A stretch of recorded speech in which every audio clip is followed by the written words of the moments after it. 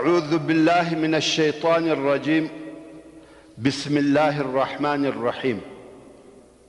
إن الحمد لله نحمده ونستعينه ونستغفره ونعوذ بالله من شرور أنفسنا ومن سيئات أعمالنا. من يهده الله فلا مضل له ومن يضلل فلن تجد له وليا مرشدا. اللهم أرنا الحق حقا وارزقنا اتباعه وأرنا الباطل باطلا وارزقنا اجتنابه. أما بعد، فتيرك موږ هغه پیښه او واقعه بیانول کم وخت چې د رسول الله صلی الله علیه و آله وسلم عمر اتکاله سو، عبدالمطلب هم وفات سو، چې دا د محمد صلی الله علیه و آله وسلم د پاره بل وار یتیموالی وو. د مخه خدای صلی الله علیه و آله وسلم د پلار د طرفه یتیم وو، مګر هغه یتیموالی شعوري او فکری وو، ځکه د علیه الصلاة والسلام خپل پلار نه ولیدلی، مګر د عبدالمطلب په وفات سره د علیه الصلاة والسلام یتیموالی حقیقي ډیر سخت او مشکل وو، ځکه دا د خپل مهربانه نیکه نیستوالی وو، هغه نیکه چې د کعبې شریفې د دیواله سره بناست وو او د علیه الصلاة والسلام سره به شفقت او مهرباني کول، ناز به ورکاوه، او د علیه الصلاة والسلام د نیکه په وجود کې د پلار نه درلودل نه حسول. هغه نیکه وفات سو چې د علیه الصلاة والسلام پلار وو، او دا یتیموالی د علیه الصلاة والسلام په سترګو ولیدی. نو دا یتیم کېده تر هغه اول یتیموالی ډیر سخت و. عبدالمطلب د مرګ په وخت کې وصیت وکړي چې د محمد صلی الله علیه و آله وسلم روزنه دي ابو طالب کوي، او دا یې هم ورته وویل چې د روزنې دپاره به ډیره توجه کوي.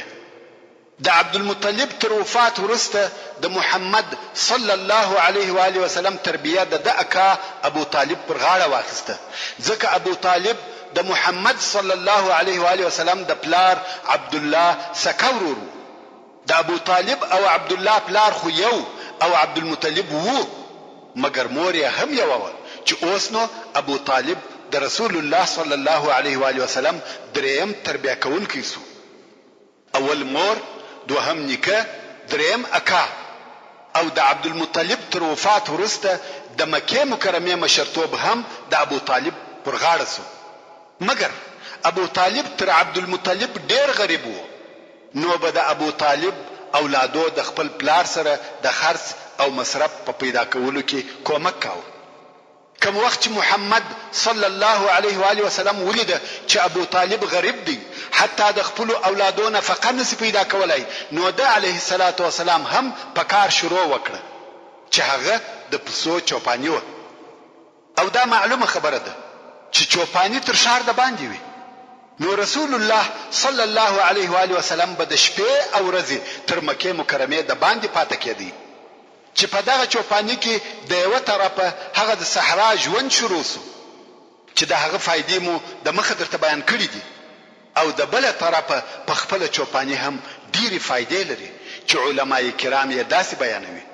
اول، پر حیواناتو مهرباني، چې دا خوی په رسول الله صلی الله علیه و آله وسلم کې موجود وو.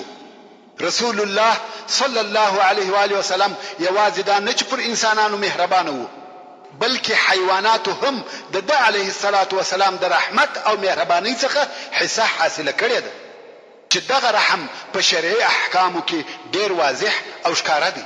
مثلا د حیوان د حلالولو دپاره به چاړه تیروي، یو حیوان به د بل حیوان و مخته نه حلالیږي، او داسې نور. په چوپانی کې حلم او صبر حاصلیږي، پسونه شاوخوا پاشل کیږي، د هغو د راټولولو او یو ځای کولو طریقه زده کیږي. پسونه باید د دشمن څخه وساتل سي، چې دا ټوله د امت د یو ځای کولو او ساتلو دپاره تجربې وي. او رسول الله صلی الله علیه و آله وسلم دا هم زده کړه چې خپل مصرف په خپل لاس پیدا کړي. تر اوسه خو یې اعتماد د مور یعنی کپر نفقه وو، خو اوس یې د خپل لاس په کار کولو او مصرف پیدا کولو شروع وکړه. نو د علیه الصلاة والسلام د اتکلنۍ څخه په چوپانی شروع وکړه. او تر هغو یې دا کار کاوه چې عمر یې تقریبا 21 کلو ته ورسېدی. البته په مابین کې د یو څه مودې دپاره به پاته سوی وي او دغه چوپانۍ د ده علیه الصلاة والسلام د عمر ډېره موده په بر کې ونیول. رسول الله صلی الله علیه و آله وسلم فرمایي ما من نبی الا ورع الغنم، یعنی داسې نبی نسته چې د پسو چوپاني یې نوي کړي. نو دا وظیفه ټولو انبیاو علیهم السلام پر ځای کړې ده. علماء کرام د چوپانۍ په پایدو کې یوه هم دا بیانوي او وایي کم نفر چې په دشت کې د پسو په پیولو مشغول وي نو دی تنها وي او تنهایی سړی و چرت او فکر ته پرېږدي. نو په آسمانو، ستورو، لمر او سپوږمۍ کې فکر وهي، دې برابر نظام او الهي قدرتو ته ګوري چې دغه افکار د انسان د روح د صفایي او پاکوالي سبب ګرځي. مګر کم کسان چې په ښارو کې اوسېږي هغه په تګ او راتګ مشغوله وي، دا ولاړی هغه راغلی، نوی نوی خبرې او حوادث اوري، فکر یې ګډوډ وي. انسان د الله عز وجل په قدرتو کې و فکر وهلو ته نه فارغه کیږي. نو دا هم د دشت او صحرا فایده وه چې رسول الله صلی الله علیه و آله وسلم یې و فکر کولو ته فارغه کوي. په دغه وخت کې چې رسول الله صلی الله علیه و آله وسلم په چوپانی مشغول وو، ابو طالب د تجارت په کار اخته و. کوم وخت چې د رسول الله صلی الله علیه و آله وسلم عمر 12 کلو ته ورسېدی، په دغه وخت کې ابو طالب قصد درلودی چې شام ته په تجارت لاړ شي. قافله تیار شوه، خو کوم وخت چې ابو طالب د تلو اراده وکړه رسول الله صلی الله علیه و آله وسلم ورته ټینګ شو چې ما هم در سره بوځه. ابو طالب نه غوښته چې محمد علیه الصلاة والسلام یې په دغه سفر کې ملګری وي. مګر رسول الله صلی الله علیه و آله وسلم تر کالو ټینګ او ویل خامخا به مې در سره بیایه. څرنګه چې محمد صلی الله علیه و آله وسلم پر ابو طالب ډیر ګران وو، نو آخر راضی سو او رسول الله صلی الله علیه و آله وسلم یې د ځان ملګری کړ. دا نو تر مکه مکرمه د باندې او شام ته د رسول الله صلی الله علیه و آله وسلم اول سفر و. او په دغه وخت کې د رسول الله صلی الله علیه و آله وسلم عمر 12 کالو. خیر، قافله حرکت وکړي. کوم وخت چې د شام و حدود ته ورسېده نو قافله نږدې و یو دیر یا صومعه ته واړول. دیر یا صومعه د نصاراو د عبادت وځای ته ویل کیږي او د دوی راهب هلته په کلو کلو ناست وي، نه راوځي. خواړه او اوبه هلته ورته پراته وي او راهب په عبادت مشغوله وي. د قریشو تجارتي قافلې به همیشه پر دغه لار د دغه صومعه سره تیرېدې، خو نه به قریش دغه صومعه ته ورتله او نه به هغه راهبان ورته راوتل. خو نن چې قافلې نږدې و دغه صومعه ته واړول، د دغه صومعه د راهبانو مشر چې بحیرا ورته ویل کېده د مخه لا تر صومعه د باندې ولاړ و او د لرې څخه و قافلې ته کتل. خو ډېر عجب او نادره کارونه په دغه قافله کې ولیده. ویل ده چې د قافلې پر سر اوریځ ورسره رهیده. نو بحیرا په تعجب کې سو او پوسو چې په دې قافله کې یو سر او راز سته. خو کوم وخت چې قافله نږدې و صومعه ته واړول، بحیرا و خپل ملګرو ته وویل چې نن خواړه ډېر پاخه کړي او یو نفر یې قافلې ته هم ورولېږي چې ورسه او ورته ووایه تاسې نن زموږ میلمانه یاست او په قافله کې به څوک نه پرېږدئ، ټوله راسئ. د قافلې خلقو هم دا دعوت قبول کړي او ټول ورغله.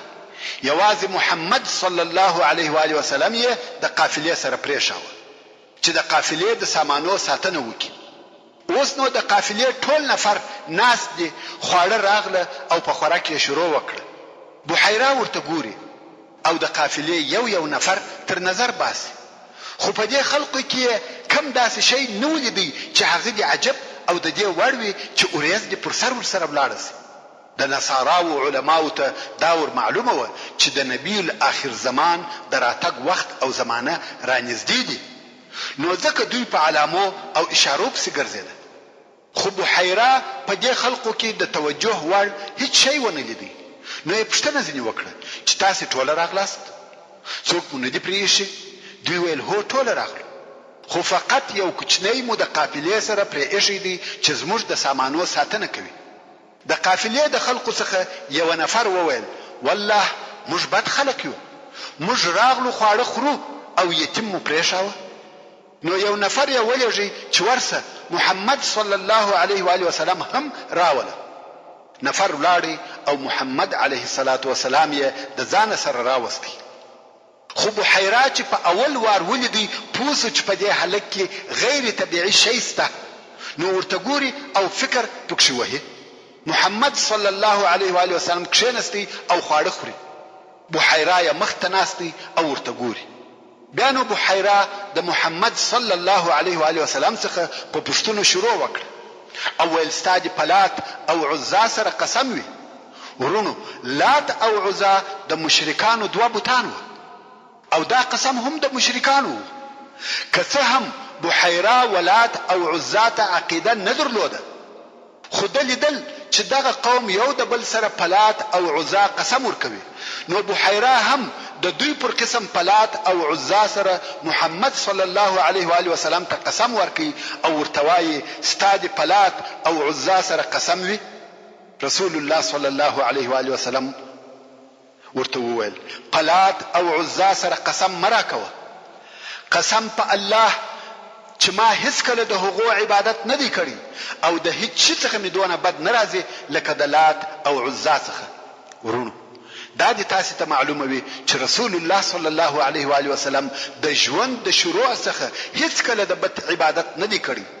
که څه هم د ده علیه الصلاة والسلام قوم او کورنۍ ټول بت پرستان وه، خو ده صلی الله علیه و آله وسلم هیڅ کله نه و بت ته سجده کړې ده او نه بت مشرف بللی دی چې دا د الله جل جلاله د طرفه څخه ساتنه وه. هو یو نفر ممکن د خپل کورنۍ په لارښوونه یا د سالمې تربیې په سبب د ځینو بدو کارو څخه بیزاره وي، مګر د رسول الله صلی الله علیه و آله وسلم د بوتانو څخه نفرت او لرېوالی د خپل کورنۍ د تربیې په سبب نه و، بلکې دا د الله جل جلاله د طرفه څخه ساتنه وه. نو راهب ورته ویل ښه ستا دې په الله سره قسم وي چې حق او حقیقت به راته وایه. رسول الله صلی الله علیه و آله وسلم ویل هو په الله سره قسم راک. نو بحیرا راهب په پوښتنو شروع وکړ څه فکر وهې، په خوب کې څه شي وینې، څنګه حالات درته پیښیږي، داسې ډېرې پوښتنې ځینې وکړې او رسول الله صلی الله علیه و آله وسلم جوابونه ورته وایي. بحیرا خو عالم و او په آسماني کتابو کې د آخري نبي علامې موجودې وې او بحیرا هغه ټول علامې په محمد صلی الله علیه و آله وسلم کې ولیدې. نو یې ورته وویل ته دې شاه یا ملا راته لڅکه پرېږده چې ملا دې ووینم. رسول الله صلی الله علیه و آله وسلم هم خپل ملا لڅ کړه او بحیرا ولیده چې پر ملا یې د نبوت مهر هم سته، هغه مهر چې په ډیرو صحیح احادیثو سره موجودیت ثابت دی. علماء کرام د نبوت د مهر داسې تعریف او بیان کوي چې خاتم النبوه د رسول الله صلی الله علیه و آله وسلم د دوو مبارکو اوږو په مابین کې یو تور داغ دی او په هغه داغ کې وریښتان دي لکه د چرګ د سر چارخل او دغه تور داغ پر شاوخوا نور ډیر تور خالونه هم شته چې دغه علامه د نبوت مهر دی. او بحیرا دغه علامه ولیده او وی پیژنده. نو یو ابو طالب ته مخ ور واړاوه ویل دا هلک دې څه دی؟ ابو طالب ویل دا مې زوی دی. بحیرا ویل د ده پلار باید نه وي ژوندی، ځکه بحیرا ته دا معلومه وه چې د آخر الانبیاء علیهم السلام یا علیه السلام د علامو څخه یوه هم دا ده چې یتیم به وي او اوس یې ولیده چې ټول علامې په دغه هلک کې موجودې دي او دا یوه علامه مخالفه ده، دا نه سره لګېږي. نو ځکه یو ابو طالب ته وویل دی باید پلار ونه لري. ابو طالب ویل هو دی زما وراره دی. بحیرا د ځان سره وویل اوس صحیح سوه. نو یې ابو طالب ته وویل چې وراره دې بیرته مکې مکرمې ته بوځه، که شام ته در سره ولاړ سي هلته یهود پیژني او که وپیژندی ضرر ورسوي. ابو طالب هم پر خپل وراره وبېرېدی. نو ابو طالب په خپله نه ورسره راوګرځېدی، خو یو بل نفر یې ورسره ملګری کړي او محمد صلی الله علیه و آله وسلم یې بیرته مکې مکرمې ته راوستی او دا سفر یې پوره نسو. ورونو دغه د بحیرا قصه هم د رسول الله صلی الله علیه و آله وسلم د نبوت د علامو څخه یو لوی علامه ده.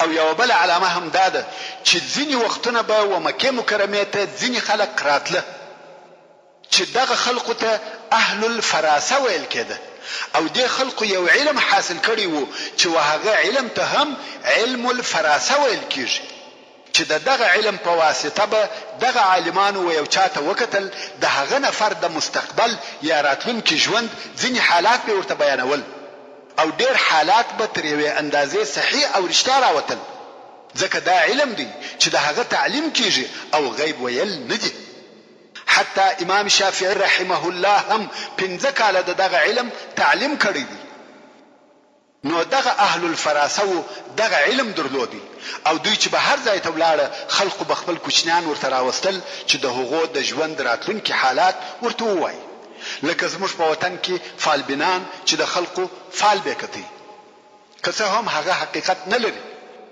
نو دغه اهل الفراسه څخه یو نفر یو وخت و مکې مکرمې ته راغلی او خلقو خپل کوچنیان ورته راوستل چې د ژوند راتلونکي حالات یې ورته ووایي په دې جمله کې ابو طالب هم خپل وراره محمد صلی الله علیه و آله وسلم ورته راوستی او دا واقعه هم هغه د شام تر سفر وروسته و نو محمد علیه الصلاة والسلام یې ورته راوستی او د کوچنیانو په قطار کې د دم مخ ته کښېناوه دغه د علم الفراسه عالم تر اوسه د کوچنیانو په لیدلو او کتلو شروع نه ده کړې خو محمد صلی الله علیه و آله وسلم ته ډېر په ځیر او دقت سره ګوري او دغه کتل هم غیر عادي او غیر طبيعي و مخته ګوري لوړ ورته ګوري کښته ورته ګوري دا کتل ډېر شدید او حیرانونکی و حتی چې ابو طالب دغه کتلو څخه وبېرېدی بیا نو سړی د یو طرفه څخه د هلوکانو په کتلو شروع وکړ په خپل کار مشغول سو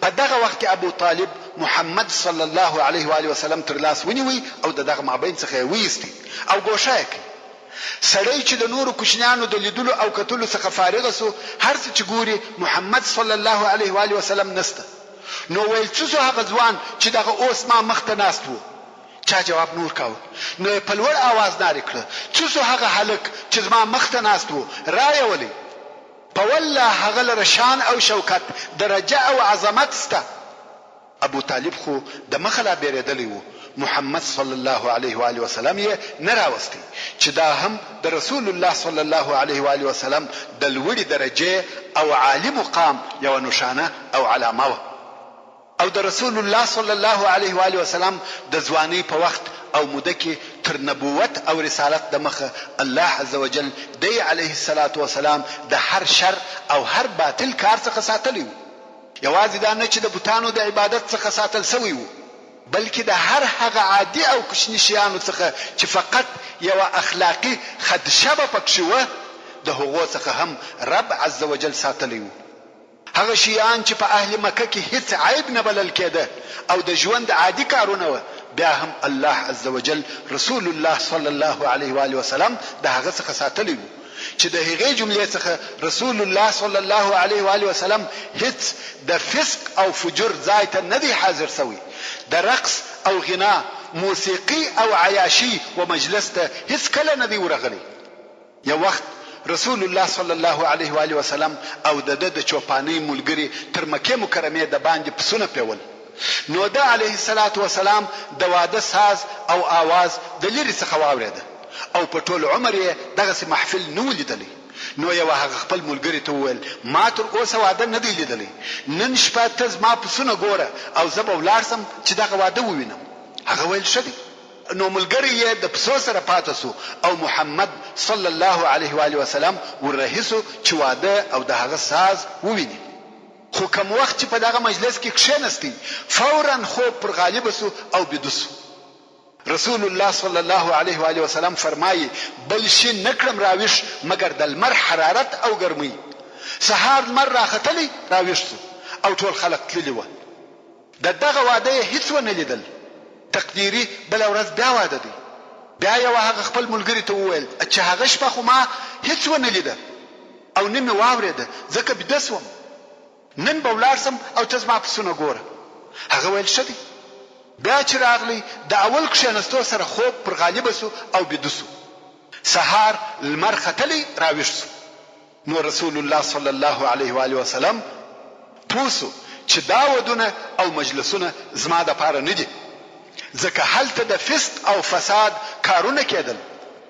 خو ډېر د افسوس ځای دی چې تر نن ورځې پورې په ودو او شادیو کې دغه فسق او فساد دوام لري. فلمونه او عکسونه، ساز او رقص، اسراف او سیالي، لڅ کالي او کفري موډونه، دغه حرام کارونه د ودو شرط ګرځېدلي دي. نوی کور او نوی فامیل جوړیږي، خو متاسفانه شروع او تعداو یې په ګناهو او د الله عز وجل په نافرمانیو ایښول کیږي، او بیا وایي اولاد مې صالح او زما په خوله نه دی، د ښځې سره مې ژوند تریخ دی، په ژوند کې مې خوشحالي نشته. وروره دا ته چې دغه ژوند دې د ځان دپاره خوښ او اختیار کړي، دا ستا د هغه ګناهو او نافرمانیو نتیجه ده. ته نه وینې کوم وخت چې آدم علیه السلام د هغه منع سوي درختې څخه خوړل وکړه، څه ورته پیښه سوه؟ د جنت ته وایستل سو، د خپلې زوجې څخه په کلو کلو جلا سو. نن ورځ خلک د واده د نیک او مبارک نامه څخه استفاده کوي، د ناجایزه کارو وسیله یې ګرځوي. هر هغه واده چې په هغه کې حرام کارونه ونیسي واده یې نه بولي.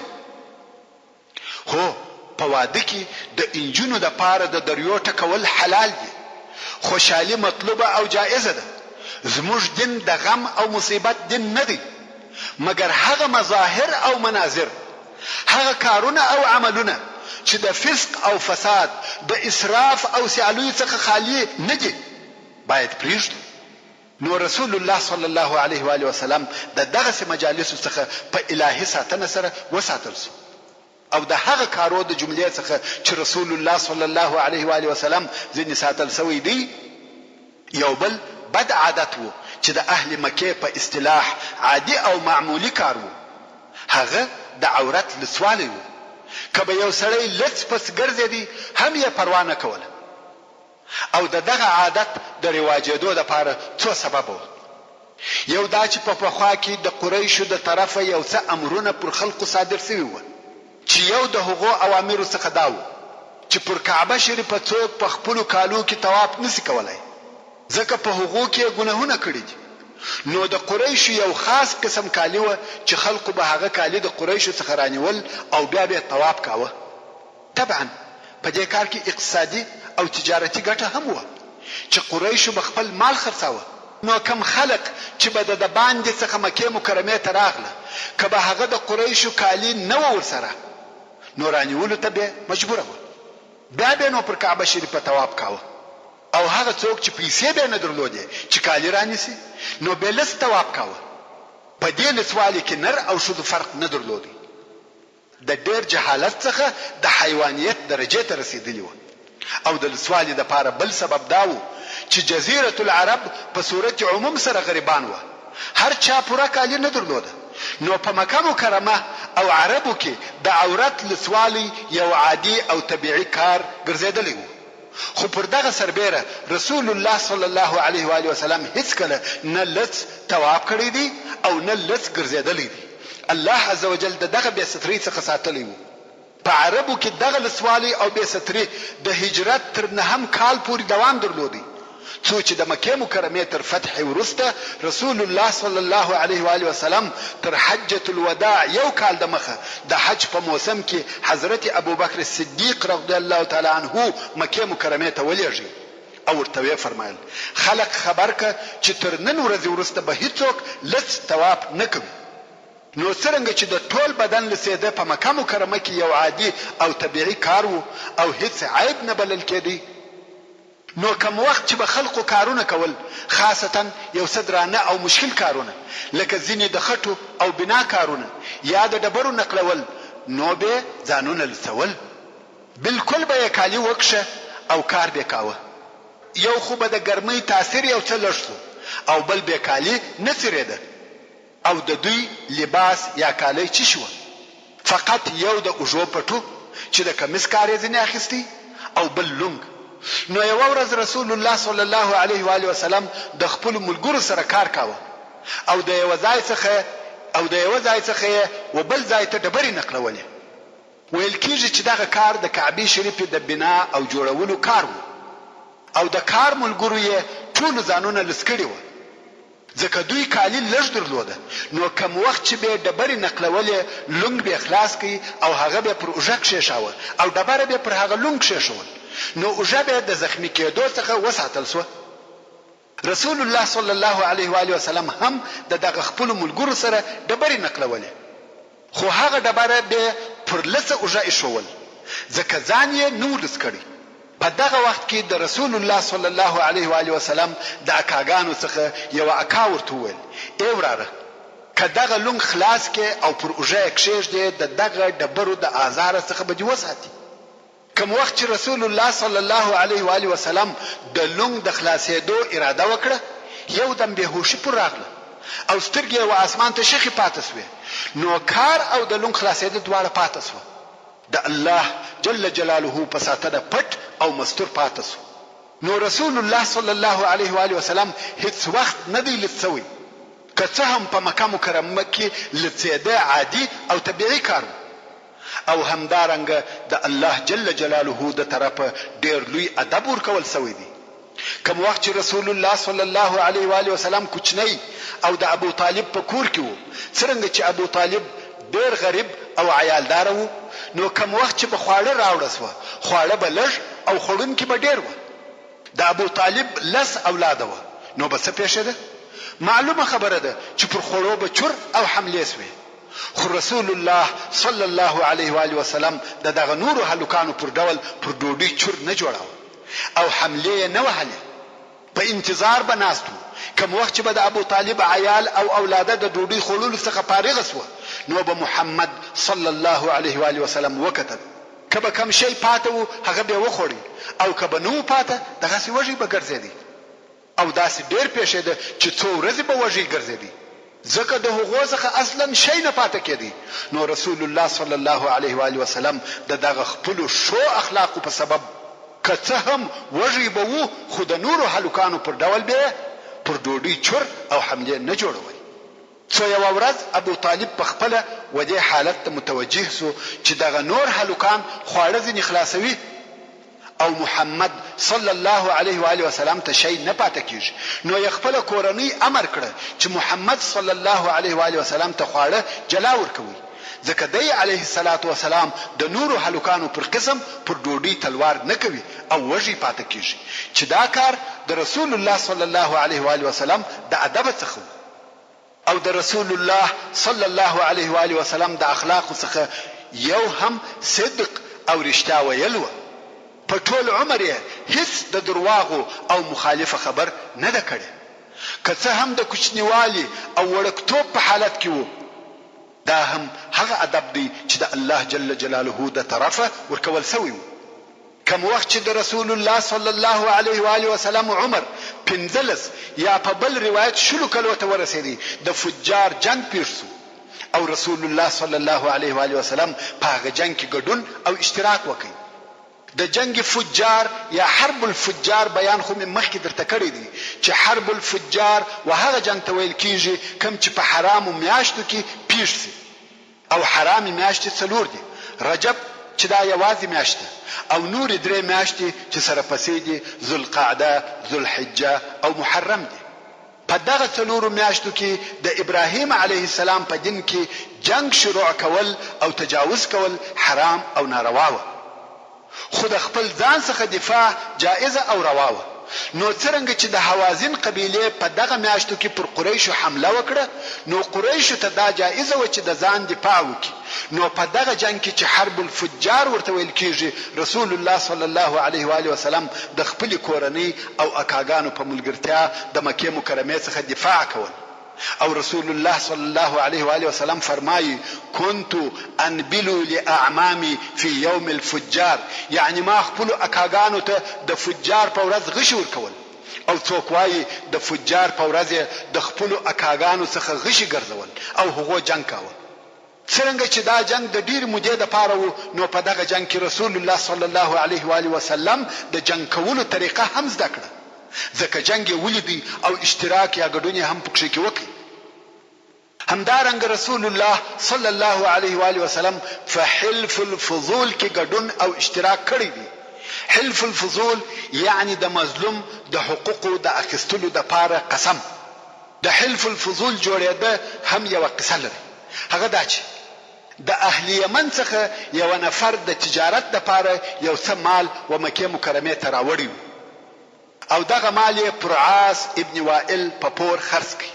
عاص ابن وائل د مشهور صحابي عمرو بن العاص رضی الله تعالی عنه پلار دی او عاص ابن وائل د مکې مکرمې او د قریشو د سردارانو څخه دی. نو عاص چې دغه یمني څخه مال د پور پر قسم واخیستی او پیسې نکړې ور، اوس چې د یمني د تګ وخت راغلی نو عاص ته ورغلی چې زما پیسې راک، غواړم چې خپل وطن ته ولاړ سم. مګر عاص ابن وائل د نن سبا وعده ورکوي او معطله کوي. څو د یمني صبر و پای ته ورسېدی نو د آخر وار د پاره و عاص ته ورغلی ویل پیسې مې راکوي کیا؟ عاص ویل یا ورځه هر څه چې د پواسه پوروي هغه وک. موږ مخکې ویلی و چې هلته د ځنګله قانون و، هر زورور به کمزوري خوړي. اوس هم عاص ظلم کوي. یمنی مسافر او بیچاره دی، نه قوم سته نه قبیله، څوک نه لري چې د کومک وکړي. اوس نو په حیرت کې دی چې څه وکړي. بالاخره وهغه دارالندوه ته ورغلی کوم چې د قریشو د ټولونو ځای و.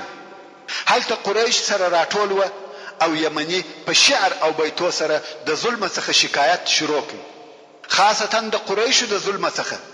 او ویل که تاسې پر دغه ظلم خوله پټه کړئ نو تاسې هم د ملګري یاست او په الله سره قسم چې په ټولو عربو کې بس تاسې نوم در بد کړم. دلته نو د قریشو نور مشران د دې کار څخه ناراضه او ناخوښه شول، ځکه دوی د مکې مکرمې او قریشو مشران دي او د عربو سرداران دي، او که د دوی د ظلم څخه خلک شکایت وکړي دا د دوی لپاره شرم او پیغور دی او د دوی نوم بدیږي.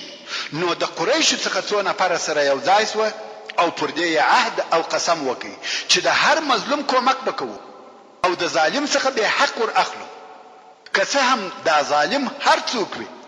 او دا کار په اوله کې درو نفر شروع کړي چې د هر یو نوم فضل و.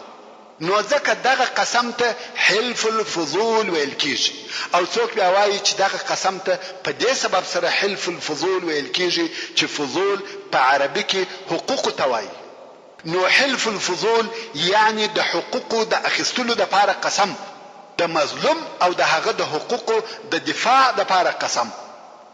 نو دغه درو نفرو په الله سره قسم یاد کړي، هر مظلوم چې په مکه مکرمه کې وي که د اهل مکې څخه وي یا د بل ځای وي د هغه دفاع به کوو او د ظالم څخه به حق ور اخلو، که څه هم دا دفاع زموږ په وینو او مرګ سره وي. خو د مظلوم حق به د تورې په زور ورته راګرځو او بیا یې اهل مکه سره یو ځای کړه. ویل څوک زموږ سره په دې قسم کې ملګري کیږي؟ د مکې مکرمې ډېر خلک د دوی سره په دغه قسم کې ملګري او یو ځای سو چې د هغو څخه یو هم محمد مصطفی صلی الله علیه و آله وسلم. البته دا قصه د رسول الله صلی الله علیه و آله وسلم تر بعثت د مخه. بیا نو دغه نفر ټول سره یو ځای سو، توري او اسلحه راواخسته، د عاص ابن وائل وکور ته ورغله او عاص ته وویل چې موږ د مظلوم سره پر کومک قسم کړی دی، نو دغه سړي حق ورکه، کې نه ورکوي وژنو دي. ورونو دا هم مړانه همت او غیرت غواړي چې د مکې مکرمې د سردارانو څخه او د دوی د قوم څخه یو نفر د ظلم د لري کولو لپاره ووژني. عاص چې دا د دوی عزم او اجتماع ولیده، د دوی اتحاد او اتفاق ولیدي، نو یې د دوی خبره قبول کړه او د هغه یمني حق یې ورکړي. ورونو دلته مې یو بل قصه را پیاس، هغه دا چې یو چا یو څه پیسې د ابو جهل سره کښېښولې، خو کوم وخت چې راغی چې خپل پیسې د ابو جهل څخه غواړي، ابو جهل منکر سو، پیسې نه ورکوي. سړی هر څه وکړه، دې خوا ها خوا ته ولاړی، ابو جهل یې پیسې نه ورکوي. نو سړی راغی د کعبې شریفې پر شاوخوا نور قریش سره ناست دي او هغو ته وایي چې زما مال د ابو جهل سره پروت دی او ابو جهل یې نه راکوي. نو په تاسې کې داسې څوک شته چې د زما مال د هغه څخه راواخلي؟ قریش ورته ویل په موږ کې خو نسته، خو هغه سړی ویني چې هلته عبادت کوي، رسول الله صلی الله علیه و آله وسلم هلته پر لمانځه ولاړ و هغه ته اشاره وکړه، ولته هغه سړی ویني ورسه هغه سړی دی حق در اخیستلی شي. په حقیقت کې دا کار قریشو د پسخند لپاره کاوه، مګر هغه مسافر سړی مجبور شو او مجبور وو. نو راغی رسول الله صلی الله علیه و آله وسلم په لمانځه او عبادت مشغول دی. کم وخت چې د لمانځه څخه فارغ شو نو دا سړی ورته ویله زما مال د ابو جهل سره دی او دغه خلق راته ویله چې بیل تاسو بل څوک یې نسی ځین راخستلای. متوجه اوسئ. رسول علیه الصلاۃ والسلام نور تویل چې وروره دا زما کار نه دی او زما په واسه نه ده پوره. دا یې هم نور تویل چې دا خلقو په تاسو خند وهلی دي. ولاسه په بل چا پسې وګوره چې هغه د قومو د مشرانو څخه وي هغه به درواخلي. یا داسې نور تویل وسړی ته ول درځه.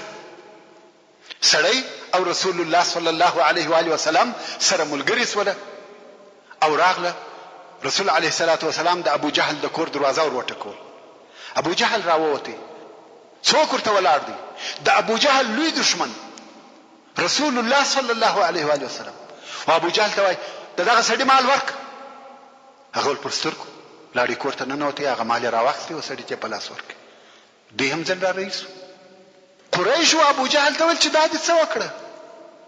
ابو جهل ول په والله د تر شا یو مست اوس ولاړو کما دا پیسې نه وای ورکړي هغه د عمله را اچول زه خړل ما د بیرې څخه دا پیسې ورکړو. دا سړی دا هم یو قصه ورون برته به د حلف الفضول وقصه تراسو. دغه حلف او قسم په جاهلیت او اسلام کې دوام پیدا کړ او باقی پاتې شو. رسول الله صلی الله علیه و آله وسلم په صحیح حدیث کې فرمایي قد دعيت في الجاهلية الى حلف لو دعيت اليه في الاسلام لاجبت. یعنی د جاهلیت په عصر او زمانه کې و یو حلف او اتفاق و یو عهد او وعده ته وبلل سولم چې هغه داسې حلف دی کچيري و هغه ته په اسلام کې بلل سوی وای هم به دغه بلنه او دعوت قبول کړی وای. نو دغه حلف الفضول په اسلام کې هم باقی پاتې شو. حتی د رسول الله صلی الله علیه و آله وسلم تر رحلت ورسته هم پاتو. یو وخت بیا په ورسته کې د یزید ابن معاویه د طرفه د مدینه منوره والی چې ولید نومېده د سیدنا حسین ابن علی رضی الله تعالی عنه په حق کې ظلم وکړي او د حسین رضی الله تعالی عنه حق یې نور کاوه. نو حسین رضی الله تعالی عنه ورتول کته زما حق را نکه زب وحلف الفضول ته ورناریکم. عبد الله ابن زبیر رضی الله تعالی عنه هم په دغه وخت کې حاضر وو. نو عبد الله وویل که حسین وحلف الفضول تناری کړي وای قسم په الله ما بخپل تور را استلې وای او تر هغه به مې برته نه وای په پوښ کې کړي چې یا مې د حق ور اخیستی وای یا زوجل سوی وای. خو هغه د مدینه منوره والی د حضرت حسین رضی الله تعالی عنہ حق د بیر څخه ورکي. چیرې جنن داسې کسان. مقصد دا چې دغه حلف په اسلام کې هم قائم او ثابت پاتې شو او دغه قسم عهد او قسم اتحاد او اتفاق ډیر شکار دی. په داسې اتحاد کې لوی او مهم مقصدونه شته. کنن ورځ اسلامي حکومتونه دغه اتحادیو او اتفاقیو ته ور داخل سي چې په هغه کې د مظلوم دفاع کیږي دا جائز او شکار دی. حتی که مظلوم د مسلمانانو څخه هم نوي ځکه د اسلام د اهداف څخه یو هم د ظلم استکول او نیستکول دي. نو دغه حلف الفضول په اسلام کې باقی پاتې شو او رسول الله صلی الله علیه و آله وسلم هم په دغه حلف کې اشتراک کړی دی. پس له دې څخه یو کوچنی واقعه پیښ شوه چې د رسول الله صلی الله علیه و آله وسلم وژوند ته تغیر ورکړي. هغه دا چې خدیجه بنت خویلد چې د عبد العزى ابن قصي ابن كلاب د اولادې څخه و او د رسول الله صلی الله علیه و آله وسلم سره په عبد العزى ابن قصي ابن كلاب کې یو ځای کیږي. یعنی دا هم د شریفه نسب څخه و. دغه خدیجه ډیره غنی او مالدار شوه. د دې د غنا په باره کې داسې ویل کیږي چې د دې تجارت د ټولو قریشو د تجارت سره برابر او مساوي وو. یعنی یو طرف ته د ټولو قریشو تجارت او بل طرف ته یوازې د دې تجارت سره مساوي او برابر وو. څنګه چې دا شزه و په خپل تجارت نسوي کولای نو یې څه کول؟ خپل مالونه به وقسم قسم خلقو ته ورکول چاته په شراکت، چاته په مزدوري، حتی یو نفر ته هم خپل ټول مال او دارایی په لاس نه ورکول، ځکه ممکن هغه خیانت ورسره وکړي او ټول مالونه ځینې غصب کړي.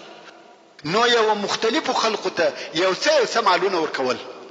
او څرنګه چې دا ښځه وه، د بازار د قیمتو معلومات هم نور ته کېدی، امکان یې درلودی چې خلق درواغ ورته ووایي او پیسې ځینې وخوري. نو د غلا او خیانت د مخنیوي دپاره په امین او صادقه خلقو پسې ګرځېده. کوم وخت چې د محمد صلی الله علیه و آله وسلم د صدق او امانت تعریف او توصیف د هر چا څخه اوریدي او په عین حال کې د دې قریب هم وو، نو یې د محمد صلی الله علیه و آله وسلم څخه وغوښته چې د دې د تجارت یو څه مالونه شام ته یوسي، او رسول الله صلی الله علیه و آله وسلم هم موافق شو. نو قافله جوړه شوه او مالونه یې بار کړ. میسره چې د خدیجې مریی وو، هغه هم په دې سفر کې د رسول الله صلی الله علیه و آله وسلم ملګری کی چې په لار کې د محمد علیه الصلاة والسلام خدمت وکړي. اوس نو محمد صلی الله علیه و آله وسلم د میسره په ملګرتیا و شام ته په دغه کوچنۍ قافله کې رهي شو. په لار کې میسره د محمد صلی الله علیه و آله وسلم څخه عجیب او غیر عادي کارونه ولیده. اول ادب او اخلاق. میسره اصلا مریی دی او د خلقو عادت داو چې د مریانو سره بیا سخته او امرانه گزاره کول، خو رسول الله صلی الله علیه و آله وسلم ودته د یو ملګری په سترګه ګوري، د ادب او مهرباني گزاره ورسره کوي. نو میسره ډیر په تعجب کې پاتې وو چې دا څنګه اخلاق دي. تر دې وروسته نور شیان هم ولیده. هغه دا چې دوی پر لارې رهي وي، پر دوی لمر نه وي بلکې پر سر یې اوریځ وي، او په لار کې بیا وهغه صومعې ته نږدې واړول کوم چې د مخه هغه بحیره پکښې وو. خدا وار بحیره وفات شوی وو او بل راهب د بحیره پر ځای درېدلی وو. کوم وخت چې دغه بل راهب دا کوچنی قافله ولیده چې فقط 2 نفره ورسره دي، په تعجب کې سو. خیر قافله واړول. محمد صلی الله علیه و آله وسلم لاړی هلته ګوشه د قافلې څخه لري یو درخت و، تر هغې درخت لاندې کښېنستی او راهب ورته ګوري چې د درخت شاخونه راکږیږي او پر رسول الله صلی الله علیه و آله وسلم سایه جوړوي. نو راهب و میسره ته ورغلی او د هغه څخه پوښتنه کوي چې دا نفر څوک دی. میسره ویل دا محمد ابن عبد الله دی. راهب د محمد صلی الله علیه و آله وسلم د نسب پوښتنه وکړه او نورې پوښتنې وکړې. میسره جوابونه ورته وایي. اخر میسره ورته ویل سړی ستا څه مقصد دی؟ راهب ویل دغه درخت چې محمد صلی الله علیه و آله وسلم تر لاندې ناست دی او د قافلې څخه هم لري ده، دغه اوس تر دغه درخت لاندې هیڅوک نه دی ناست بې له نبي، یعنی دغه نفر نبی دی، علامې یې ټوله د نبوت دی. میسره نور هم په تعجب کې سو چې نبی او نبوت څه معنا.